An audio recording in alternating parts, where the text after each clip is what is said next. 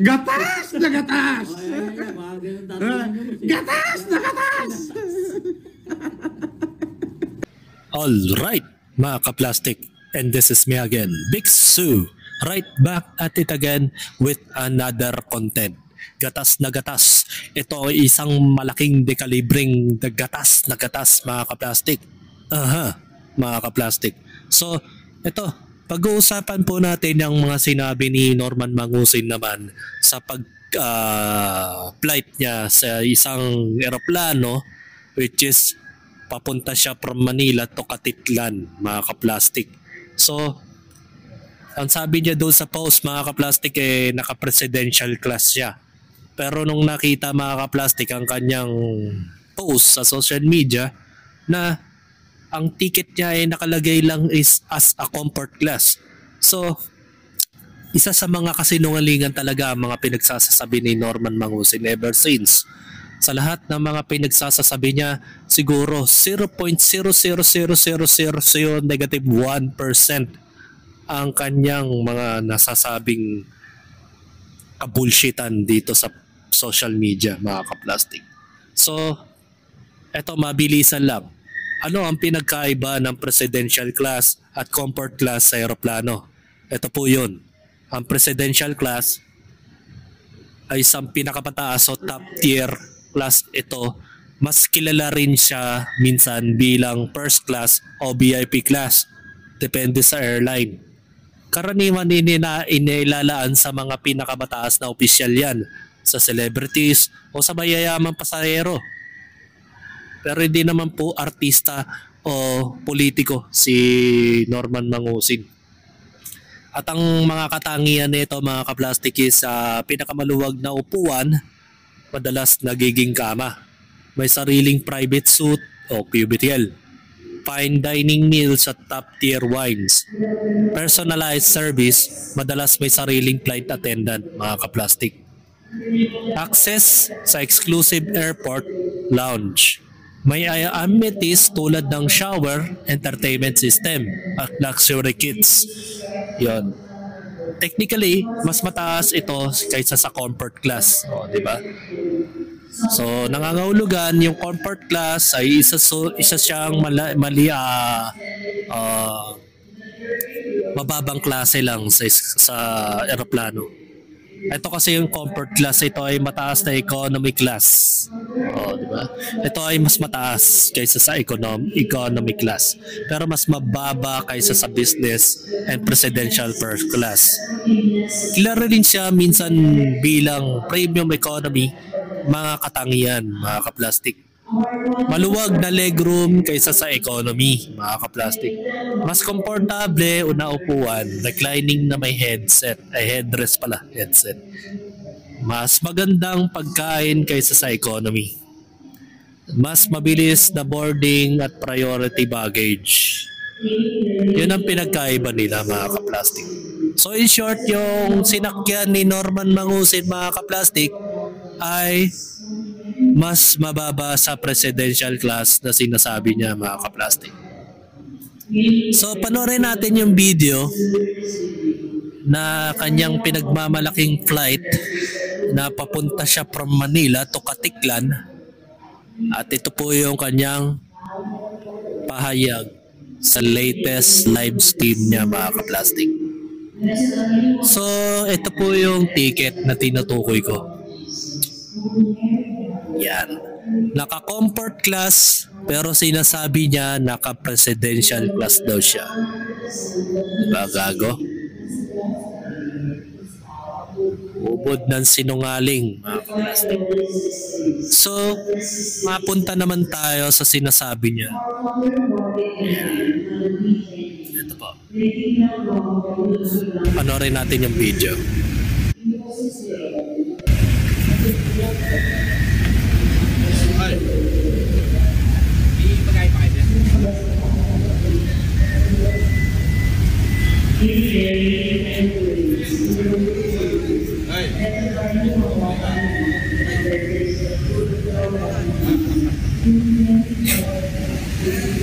Dami pa rin mga bumabati sa kanya.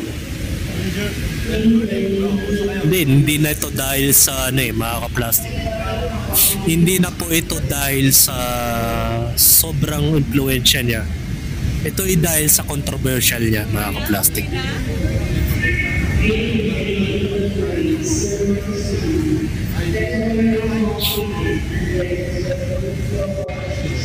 Mga gagaw, kapunta kami ng kung saan na hindi mo makita. Si Casper, naka-business class. Action, naka-business class si Casper. Tapos may mga escort pa si Casper, antibay ni Casper. Sinalubong ng mga lesbo si Casper. Wala naman eh. May masasabi ka ba kay Ibo? Sige, huwag mo magkakaroon. Kamusta yung tisan mo?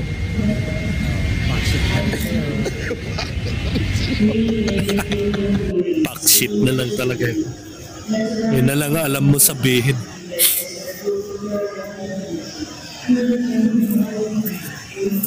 Yan na daw yung sinasabi niya, may convoy daw silang pulis.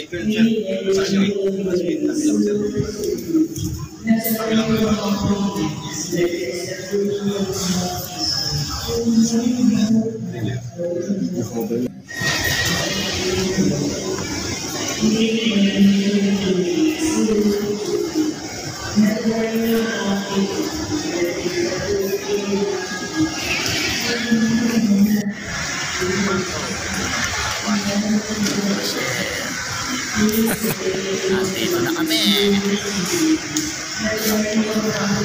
Ba't di ka makapagsalita, Casper? Magsabi ka naman. Say something about your blog.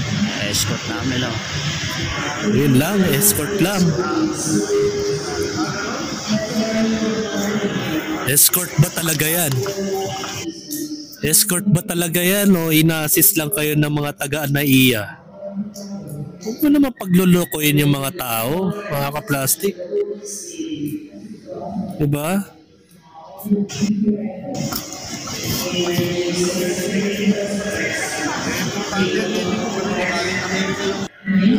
Libre. Dito na kami sa Naiya. Si boss.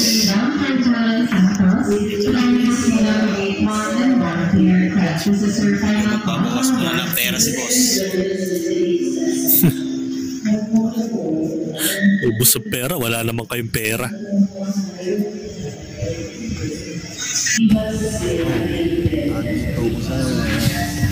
Ano mga tokas ka?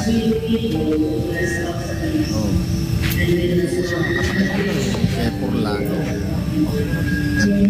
Portland.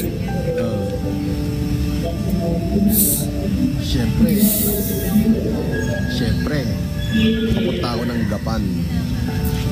Gapan Nueva Ecija.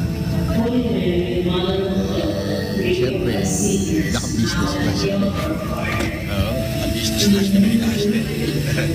Dito sa unahan, flip camera. Sa unahan na so siyempre, flip camera. Ayun. Palang Boracay ang hayop. Keweweng igne. Keweweng mga basya. Pakakawawa. Shoutout kay pangalan nito. Basta shoutout sa'yo.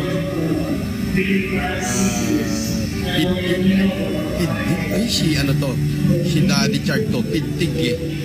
Si Itty Pitig. Si Daddy Chart ito. Si Itty Pitig ko naman. Papunta kami ni Casper sa Gapan. Ladies and gentlemen, good morning from the flight center captain speaking. On behalf of Philippine Airlines, together with First Officer Joseph H. Baka ma-final destination kayo dyan, ha? Iingat ka, mandadamay ka pa. Lead cabin crew Apple.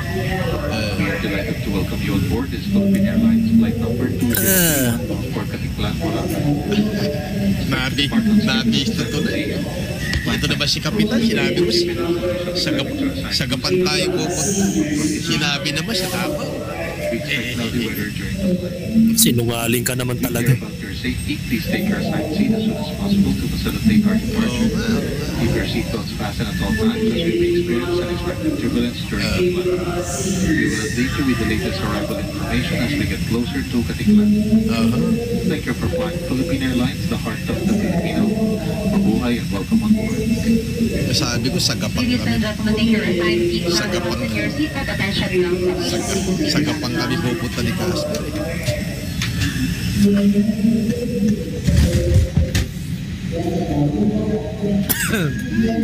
Cabin crew doors are open. Ayan na. Cabin crew arm doors and bell check. Sinarado na, yun na. Tingnan natin yung comment. Mandar. Gapan-gapan para isipin Japan, tapos sabi ng kapitan, Katiklan. Booking si Matungis, mga kaplastik. Gapan Nueva Ecija.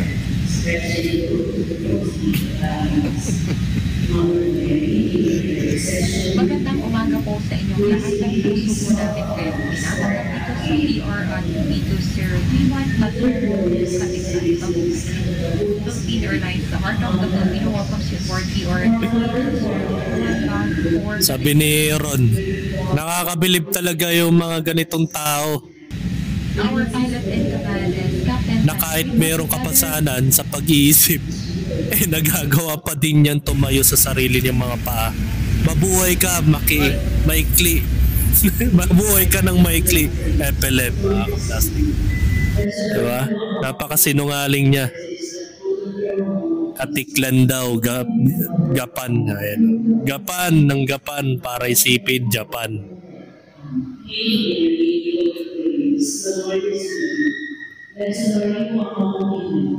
At ang business class, pagkaharap ata dapat kayo.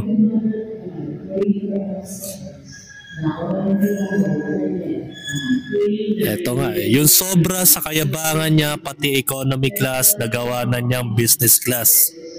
Tama kayo, upuan ng business class, pwede ka kumilos na maluwag at mas maluwag ang chair declining, yung pwede na makatulog ng komportable.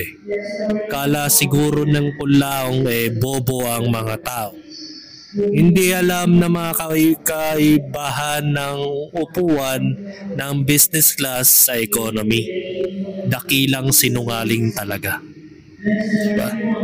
Yan ang sinasabi ko sa mga fans ni PLM na kung bakit nyo pa sinusuportahan yung mga ganitong tao.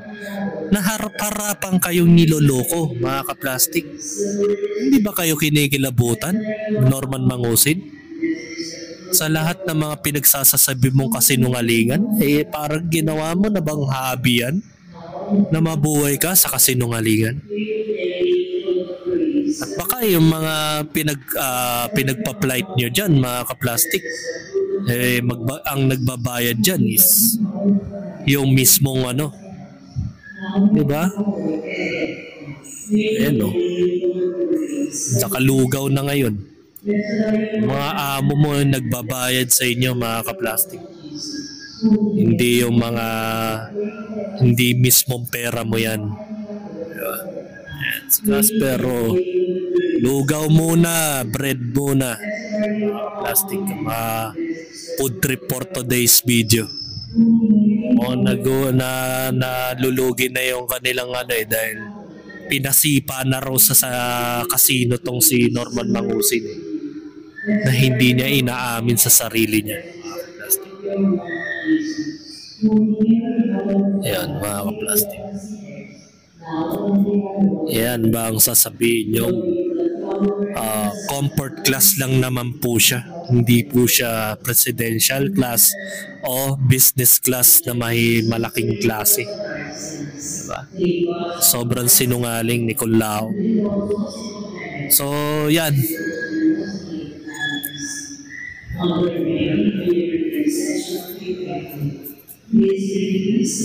Wala na akong ibang pwedeng sabihin sa kanya, mga kaplastik, dahil sa sobrang kasinungalingan niya. Ay panindigan nyo na lang yung mga pagiging sinungaling mo, Norman Mangusin. Ay buti nga sa araw ngayon nagagawa mo pa mag-flight bumabagyo ang Pilipinas. Buti hindi kaya ma-disturbance. Diba? Baka ma-final destination ka niyan sa kakalaboy mo. At higit sa lahat mga kaplastik, kung trilyonaryo man yan si Norman Mangusin, bakit hindi siya gumamit ng private jet? Mahiya naman si Kuya Will sa'yo na legit na trilyonaryo si Willie Revillame.